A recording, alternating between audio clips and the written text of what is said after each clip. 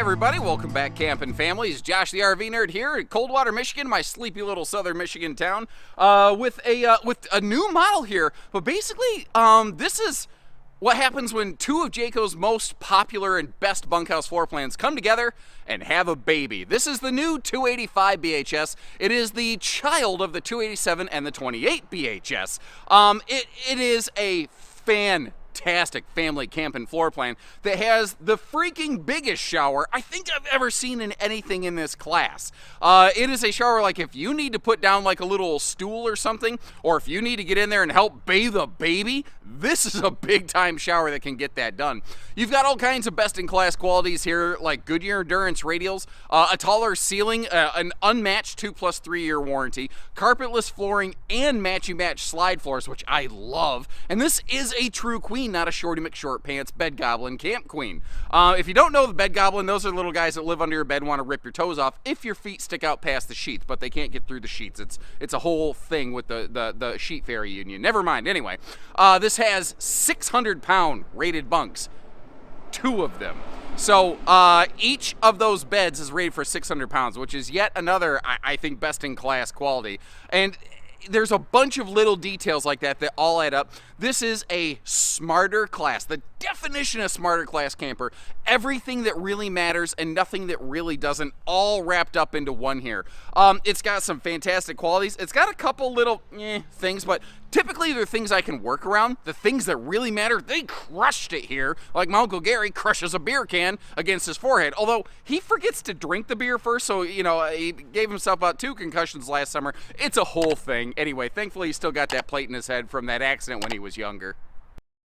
So to help you get your bearings, we're actually standing up in the bedroom looking back right now. If you wake up in the morning, this is kind of what you might see right here.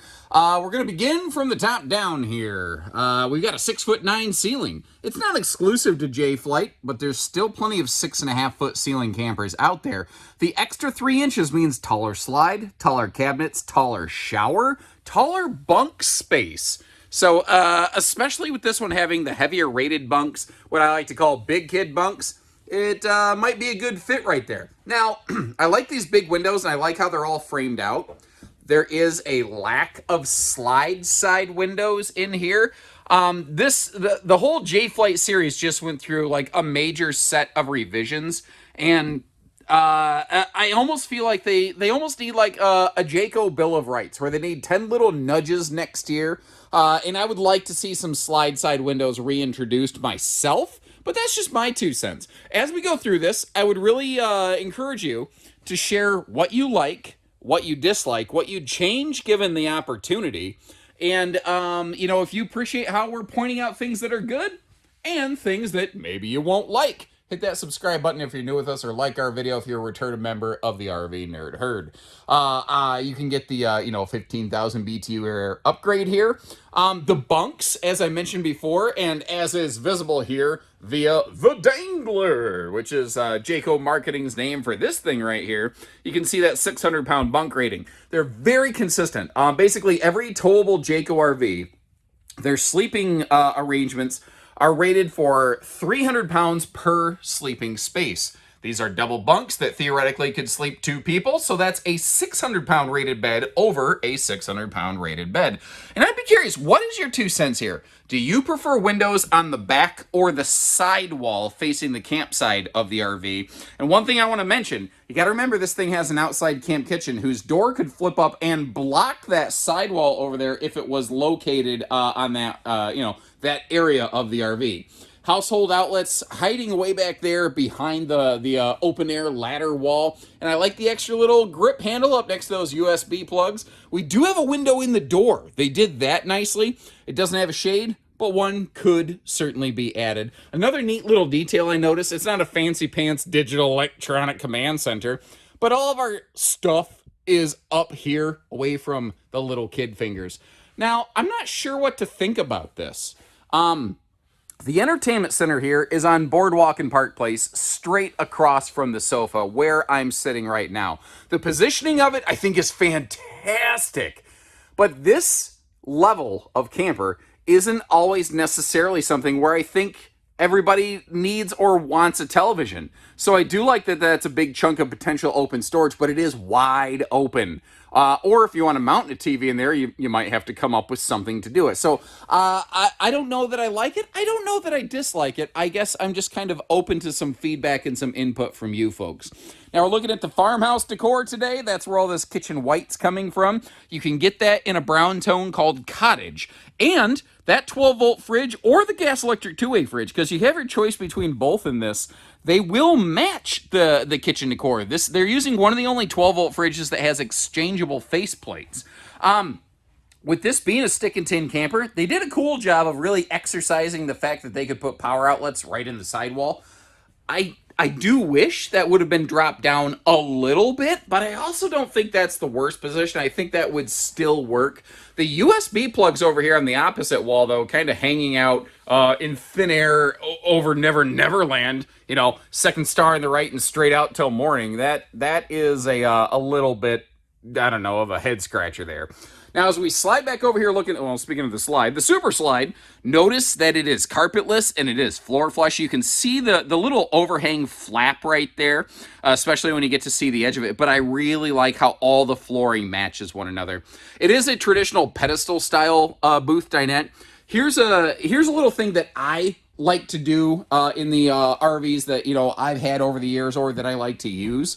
I will basically just unscrew those pedestal mounts and unscrew them from the bottom of the tabletop, but you keep the table and then get a set of folding legs or free floating legs or something off Amazon or a part store or whatever works for you.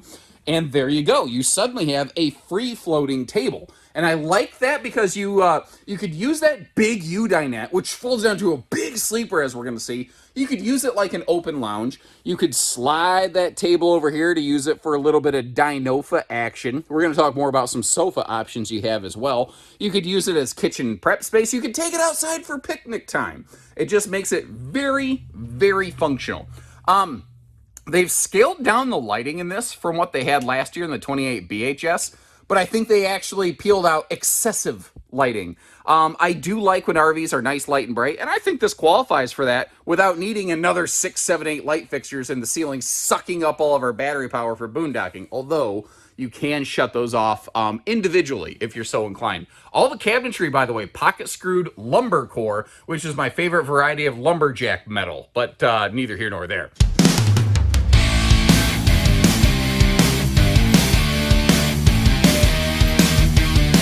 TV hookups on the wall up here in the bedroom. You're definitely going to want to get an articulating TV unless you've got like a giraffe neck and you can watch that thing. Jeffrey Giraffe from Toys R Us, by the way, fallen on hard times recently. I saw he's well, we're not going to talk about his Florida man arrest record. We're prepped for solar. We're going to talk a little bit more about that when we get outside here. Now, if you take note, this one over here, that's a hanging closet. The one on the other side is, it actually does not have a hanging bar. It has shelves. So you've essentially got a closet and a dresser up here. And that does kind of speak to a potential point of concern you may have with this RV. Personal kind of hanging and or clothing storage. That's actually a challenge in a lot of bunk models this size. It can kind of be an issue. Now, I love that they gave us a window in the door and a breeze window in the bedroom. Like, you know, from the bedroom, you actually have good campsite visibility because, again, being fair, this RV does lack good campsite visibility. And that door, you're going to see that for road mode travel and access actually serves another purpose for us. That, by the way, is 60 by 80 true queen bed, not one of the short beds where if you're tall like me, 6 foot plus, your feet might hang off the end of it a little bit. Also, let's dive into some deeper details. We see the storage below the bed, how it's nice and easy lift right there. And as I mentioned, that dinette folds down into a big sleeper with storage under it all the way around. Although you got to kind of peel it apart to get to the rear chest storage. You don't want to put your everyday stuff down there. And when you start looking at the total storage, when you open this up in the kitchen area, it's fantastic. You have quadruple drawers down to the floors in this one, and they're all plywood, all in ball bearing glides. Again, you've got a gas electric or a 12-volt fridge choice like we're looking at here today. And because they put the TV in the middle, you've got some nice deep storage above and below the entertainment center. Some of that storage might actually, work as a pantry. Some of it may end up, being repurposed a little bit as like, clothing storage for the kids in the bunks or something like that. I guess it all just depends on how you can. Now, we're obviously looking at the hide-a-bed today. By default, this RV has a bifold jackknife with storage bullet. The trifold sleeper sofa we're looking at here is a more comfortable cuddle compliant method, and it allows for max sleeping in this thing. You could get anywhere from 6 if you're only sleeping 2 people in the queen bed, up to, 10 potentially, depending on how you rack them and stack them before you start throwing air mattresses down on the floor or whatever. So if you want to, you can really pile up a lot of people in this RV here. So that sounded close to like, you can really pile them up, Mean Gene. You can, like it's SmackDown WrestleMania over here. I also want to point out that locks. So when you do have all of the people sleeping in here, and you need just a few moments to yourself, well, you can do that. The space around the toilet, I thought was excellent. That extra little shelf space over there, roll towels up and whatnot, works really well. And even though the that countertop isn't exceptionally deep, it's actually really nice to be able to have a place to put like toothbrushes and stuff like that out of the way. Now, the Indiana-built units like we're looking at today, those have only a mirror on the wall, whereas the Idaho units actually have a full medicine cabinet. Personally, I prefer the Idaho build, some extra stuff that goes into that. Did you notice how that light kicked on inside the shower curtain? That was a really interesting thing here they did that I actually kind of like, because if you're trying to take a shower at night in a lot of RVs and you pull that curtain shut, you can barely see what you're doing because there's no light coming through the skylight. Now, a couple things with this shower. It's well lit. It is tall, and it has all of the elbow room, Mean Gene. Apparently, I'm going to just kind of keep on my WWF kick from my childhood. And this is all shower surround paneling. What you got to watch out for, when you're RV shopping, when you look at pictures online, some manufacturers will literally use just a white wallpaper in the shower.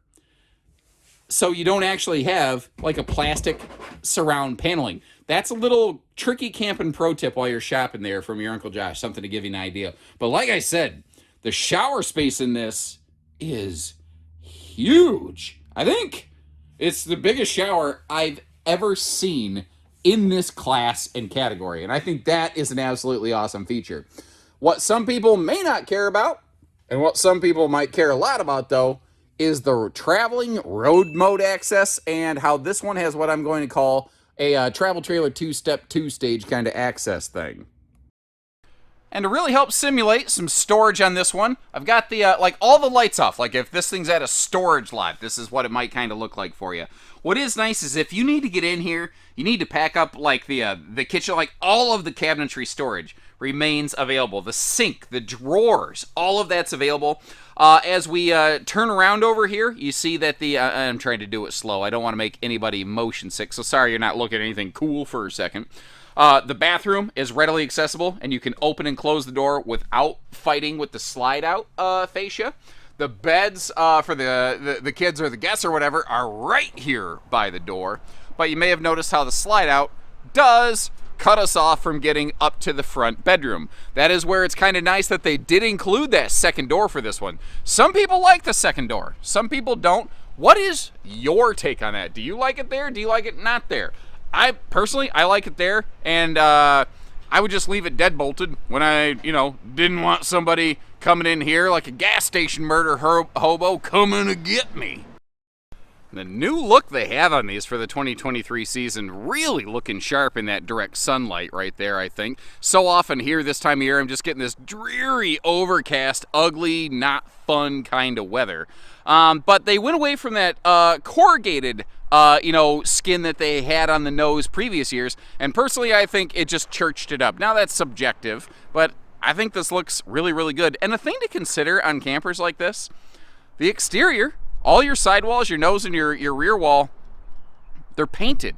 Think of how much money people spend on like big fancy paint packages on fifth wheels and motor homes and all that stuff.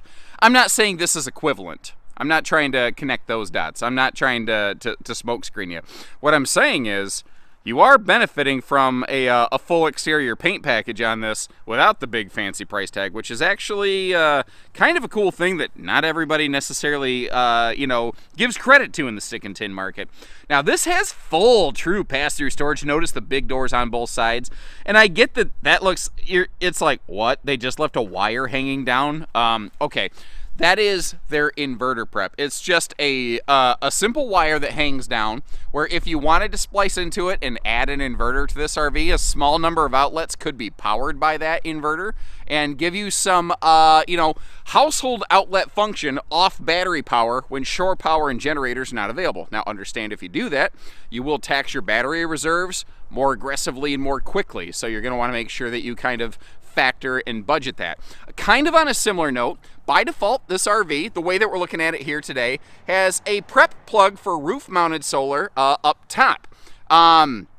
You can get a 200-watt factory solar package on these. That also includes a 30-amp charge controller, which can handle more than 200 watts. That's just all they really offer here. Now, a couple cool little details. Obviously the baggage door doesn't perfectly match the paint job. It's actually more exaggerated on camera than in person, just the way the camera tends to filter light, but they're not a perfect match, but that's a supplier-based thing. There's not a supplier that makes the shiny, silvery, reflective-ish kind of paint package here on baggage doors right now. What is nice, though, it's a key-like system. So you're going to have one key that takes care of all your baggage doors, pass-through doors, deadbolts, everything. Magnet holdback for the door, and a protected piano hinge is going to help keep the weather out of that. You've also got turn signal safety lighting, as well as rear and side view camera prep. Now, that turn signal safety lighting package is what they call J Smart lighting. The idea behind that here is that if you flick on, let's say, your right-hand turn signal, and you're gonna pick up an exit or something like that, or I don't know, anything, you're changing lanes, it gives other people on the road a better way to visualize what you're doing to reduce the chance of accidents. Now, you can see, obviously, we got the tinted windows here. They're kind of like that tree in the neighbor's backyard, where you can see them through their windows from that tree, but they can't see you. And of course, you've got that 2+3 year warranty right there. That is something that is matched by basically nobody in this class. Now, I'd be kind of curious. What do you think is the right way to go here? Should they try to shift the awning forward to also encapsulate the bedroom door, or is it better that they shifted the awning back to encapsulate the camp kitchen? If I had to choose one or the other, I like how they did it right here. I think they split the difference the correct way. Now, you do have outside TV hookups over here as well, and in case you're wondering, what is that little black mini compartment door there under that marker light on the left side of the screen? It's actually your fresh potable water fill. I would prefer that to be on the other side of the RV, but due to the fact that there's a slide over there and a hallway, there's really no other place to put it. I also really respect the fact that they still made the stovetop vent hood exhaust hot air outside. This is a price-sensitive camper, but it's, again, what I'm going to call a smarter class camper. They're doing the things you're going to use, see, feel, touch, the things that really matter every day for a real camping trip. They're nailing it. They're nailing it really well. And they're giving you the right peace of mind where it matters, like the Goodyear tires right here.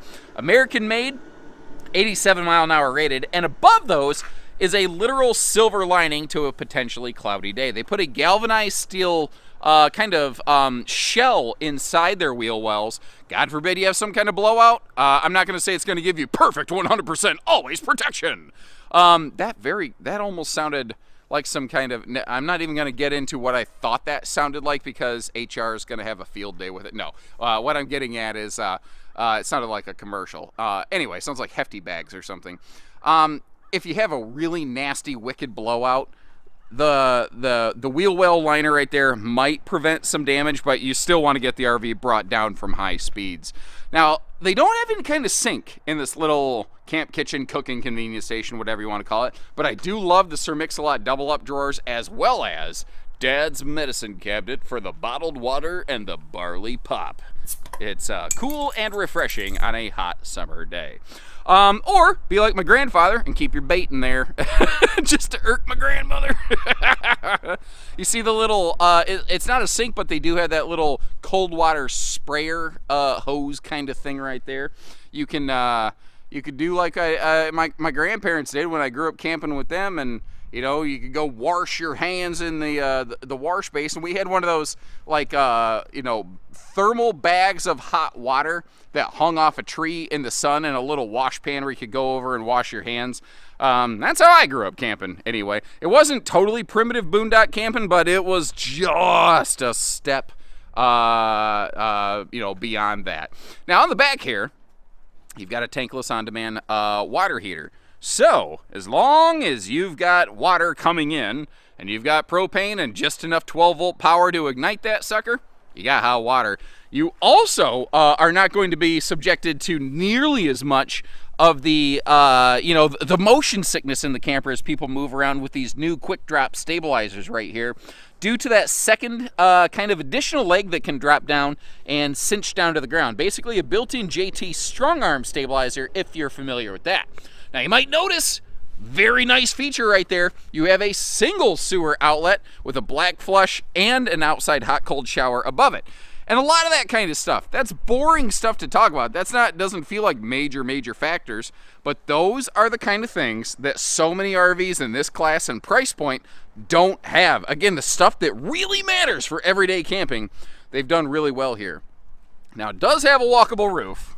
You may notice this one doesn't have a ladder.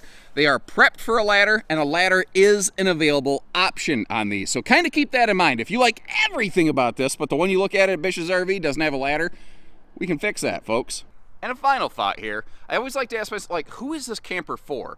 And I kind of thought about, like, if you're someone who's upgrading from a no-slide RV, or maybe getting your first RV, your second RV the first time around, this could be an absolutely awesome model where, you know, you're going to have some kids in it for 5, 6, 7, 8 years. And then maybe after that you want to swap out in that couple's ultralight model or fifth wheel or something like that. This thing is just going to take care of you. It's going to do a really good job. You're going to have so many fun family memories. And still to this day, some of my favorite memories growing up, we just had a 20-foot no-slide little basic Fleetwood kind of camper when I was a kid. And, you know, roasting marshmallows, getting down in the lake, smelling like turtle slime. It was just fun, man. And now that I'm older, I really appreciate those family bonding times that I had. And whether it's camping or something else, I hope you get a chance to do that with your family too. And when you're ready, if you're kind of curious or kind of serious, check the link in the video description. You can see where we have one of these parked, how each of them are individually equipped, and how each of them are coming out on a price tag, because shipping and equipment can change all of that. So we're going to leave that all there for you, one click away. We also don't do hidden dealer fees, so sorry for the convenience. When you're ready, we're ready. And until then, thanks for tuning in. If you're new, hit that subscribe button. Catch us the next time around. Take care, stay safe, have fun, and happy camping, everyone.